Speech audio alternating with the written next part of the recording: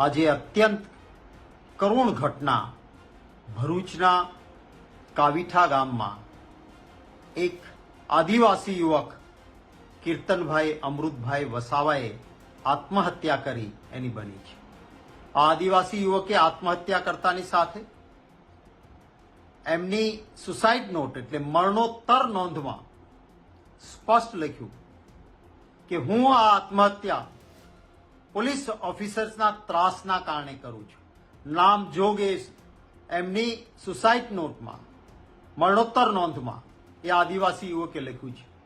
એ સ્વીકાર કર્યું છે કે હું પહેલા દારૂનો ધંધો કરતો હતો, મારી સામે કેસ થયો એ મેં સ્વીકાર કર્યો હતો, પણ એ પછી દારૂનો ધંધો સંપૂર્ણપણે આદિવાસી યુવક કીર્તન અમૃતભાઈ વસાવા કહે છે બંધ કરી દીધો. આમ છતાં પીઆઈ પોલીસ ઇન્સ્પેક્ટર આવીને વારંવાર ધમકાવે, મારે કે હપ્તો આપ. મેં કહ્યું કે મેં દારૂ બંધ કર્યો છે, હું હપ્તો કેમ આપું? તો કે ફરી દારૂ વેચવાનો ધંધો ચાલુ કર, અમને હપ્તો આપવો પડશે. આદિવાસી યુવક ના પાડે છે કે મારે આવો ગેરકાયદેસર ધંધો નથી કરવો. તો એના ઘરની સર્ચ કરવામાં આવે છે, કંઈ મળતું નથી, છતાં એને પરેશાન કરવામાં આવે છે. આદિવાસી યુવકની મરણોત્તર નોંધ મુજબ એમની પત્નીને, બહેનને તથા દીકરીને રાત્રે ઉઠાવીને પોલીસ સ્ટેશનમાં લઈ જવામાં આવે છે. આવા પોલીસના ત્રાસના કારણે આદિવાસી યુવક આત્મહત્યા કરે છે. કેટલી શરમનાક ઘટના છે. પોલીસે પ્રજાના રક્ષકના બદલે આ ગુજરાતમાં ભક્ષક બને, આવું પહેલા ક્યારેય નહોતું.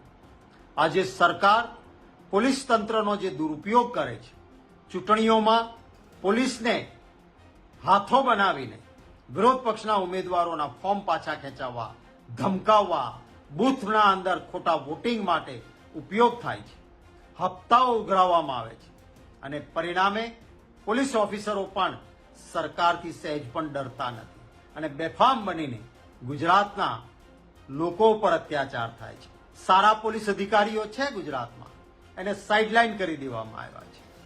હું કહીશ કે ભરૂચ કોંગ્રેસના અમારા તમામ કાર્યકર્તાઓને આગેવાનો આદિવાસી યુવકને ન્યાય મળે એટલા માટે હોસ્પિટલ પહોંચ્યા, જબરજસ્ત આક્રોશપૂર્ણ રીતે ત્યાં દેખાવો કર્યા અને પોલીસને મજબૂર કરીને મરણોત્તર નોંધના મુજબ જે સુસાઇડ નોટમાં નામ લખેલા હતા એના સામે એફઆઈઆર કરવાની ફરજ પાડી.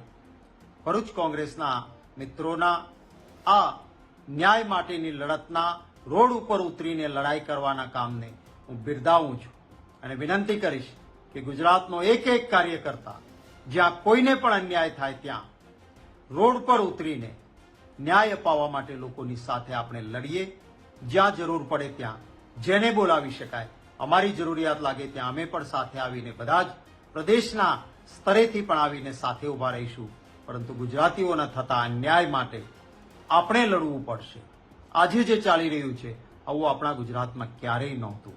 હું આશા રાખું છું કે સરકાર આ વારંવાર આ પ્રકારની કાયદો અને વ્યવસ્થાની બનતી ઘટનાઓ માટે આત્મ સંશોધન કરે. પોલીસનો દુરુપયોગ કરે છે, રાજકીય દુરુપયોગ કરે છે, માટે પોલીસ સરકારનું માનતી નથી, કારણ કે તમે એનો દુરુપયોગ કરો છો. હપ્તાઓ ખાવાનું સરકારે પણ બંધ કરવું જોઈએ. ગેરકાયદેસર કામો માટે સરકારે કોઈ પોલીસ અધિકારીને કહેવું ન જોઈએ કે જેથી સરકારી અધિકારી પણ તમારા સામે આંખ ઊંચી કરીને વાત ન કરી શકે. આશા રાખું છું કે કંઈક ડાપણ સરકારમાં આવે અને ગુજરાતમાં જે કાયદોની વ્યવસ્થાની પરિસ્થિતિ કથળી છે એને સ્થિર કરવામાં આવે. લોકોને પડતી મુશ્કેલીઓ સામે સરકાર આંખ બંધ કરીને ના બેસે.